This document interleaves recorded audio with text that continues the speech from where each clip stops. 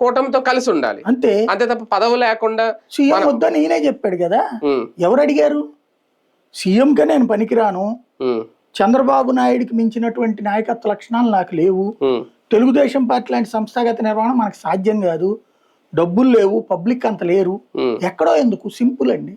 తెలుగుదేశానికి ఉన్నటువంటి సభ్యత్వం ఎంత? 1,20,00,000. వీళ్ళ సభ్యత్వం ఎంత? 20,00,000. మరి ఎలా కంపేర్ చేస్తావు అసలు నువ్వు దాంతో? ఇంకొకటి, ముఖ్యమంత్రి పదవికి నేను వద్దు, నేను చాలను, నాకు అనుభవం లేదు, నేను నేర్చుకుంటున్నాను చంద్రబాబు దగ్గర అని చెప్పాడు ఆయన. అంటే ఇంకా 15 ఏళ్ళుగా నేర్చుకుంటాను. లోకేష్ అన్నాడా నేను ఏమైనా నేర్చుకున్నాను మా నాన్న దగ్గర అని? లోకేష్ తన విధానం తను చెప్తున్నాడు.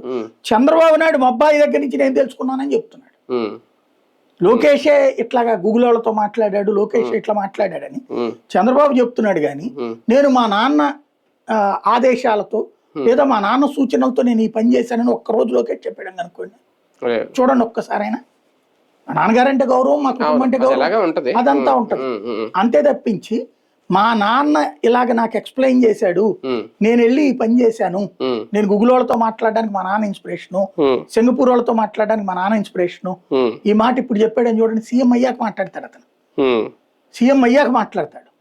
కానీ ఇప్పుడు మాట్లాడ్డాడు అతను. ఎందుకని? తన అమూల్ బేబీ కాదు, తనకంటూ ఒక స్వతంత్రత ఉందని చెప్పే ప్రయత్నం చేస్తున్నాడు. పవన్ కళ్యాణ్ ఏం చేస్తున్నాడు?